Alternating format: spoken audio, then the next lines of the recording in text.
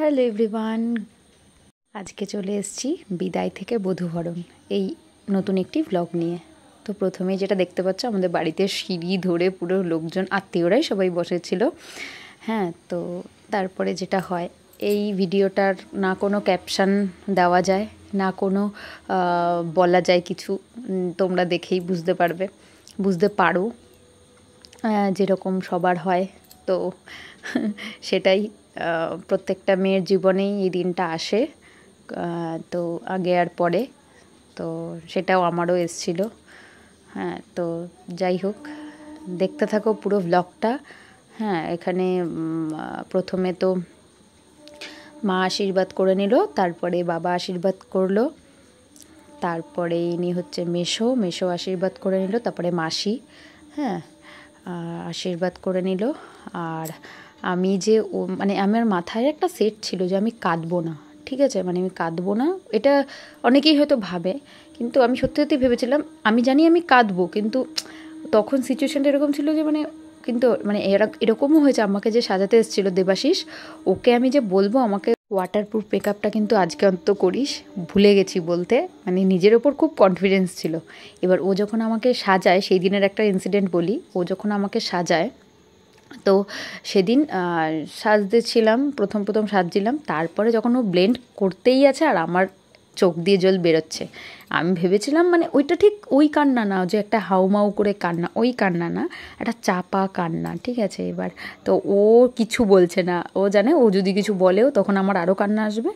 আর এবার ও ওই আমার চোখের জলটা না মোছাতে পারছে না কিছু করতে পারছে, মানে ওই জল দিয়ে ও আমার মেকআপ ব্লেন্ড করেছে। এটা আমি পরে যখন ভাবছি, এবার হাসিও পাচ্ছিল, তা টিস্যু দিয়ে ও যতটা পেরেছে আমাকে অ্যাডজাস্ট করেছিল মেকআপটা, কিন্তু যেটুকুনি জল ছিল, ও আর বলে কি আমাকে আর স্পঞ্জে জল নেই, আমাকে হাসানোর চেষ্টা করছিল, আমাকে আর জল নিতে হচ্ছে না পাফার, তুমি যা ইয়ে করছো।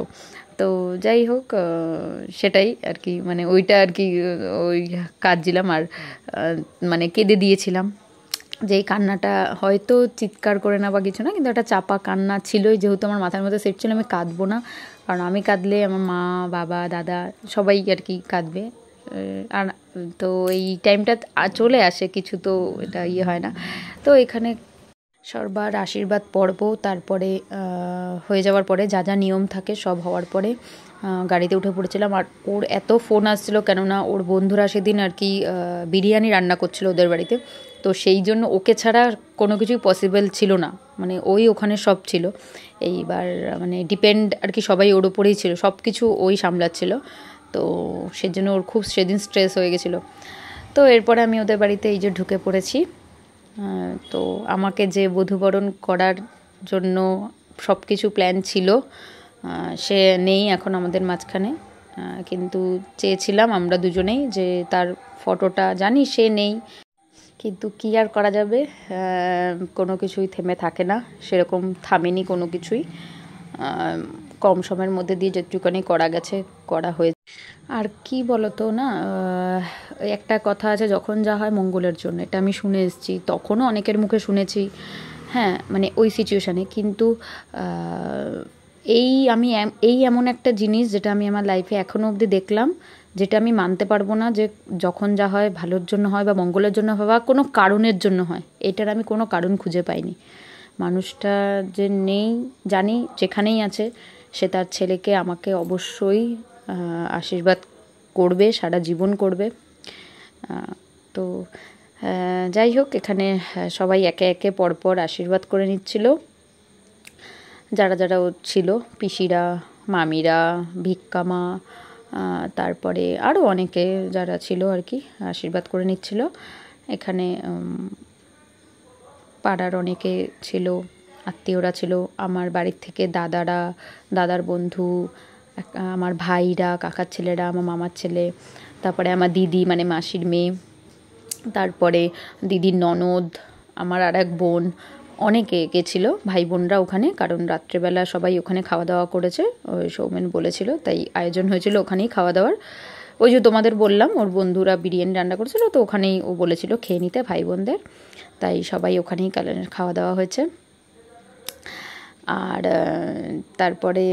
তারপরে আর কি এইভাবেই সবাই আশীর্বাদ করে নিল। দিনগুলো মানে যত যাচ্ছে তত মনে পড়ছে আর কি।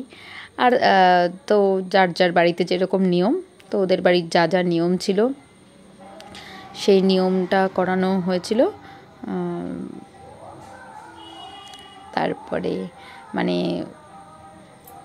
আমি যে ওই বাড়ির থেকে চোখ নিচে করেছিলাম কান্নার সময়, আমি যে কখন চোখ তুলেছি, আমার বাড়িতে কে কে ছিল আমার মনে ছিল না। পরে যখন ভিডিওতে দেখছি তখন আমি এখন মানে দেখি জিনিসগুলো যে কে কে ছিল না ছিল।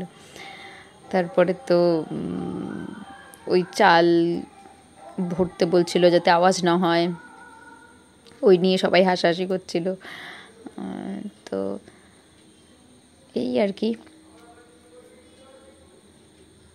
সবই রয়ে যায়, মানে কি সুন্দর না সব দেখছি আমি এখন, আবার মনে হচ্ছে আমার ওই স্মৃতিগুলো মানে একদম তাজা হয়ে যাচ্ছে। 6 মাস হয়ে গেল, কিন্তু এই মনে হচ্ছে যে এই গেল, কি করে যে 6 মাস কেটে গেল, কোন দিক দিয়ে কেটে গেল নিজেও বুঝলাম না। যাই হোক, তোমরা কিন্তু অবশ্যই জানিও ভিডিওটা কেমন লাগলো না লাগলো। আর আমার তো নিজের ফোনে যতদূর ভিডিও করেছিলাম তোমরা আশা করি দেখে বুঝতেই পেরেছিলে, যতদূর দেওয়ার ব্লগটা দিয়েছিলাম মেহেন্দির আগে অবধি মনে হয়, বা মেহেন্দি অবধি এরকমই কিছু।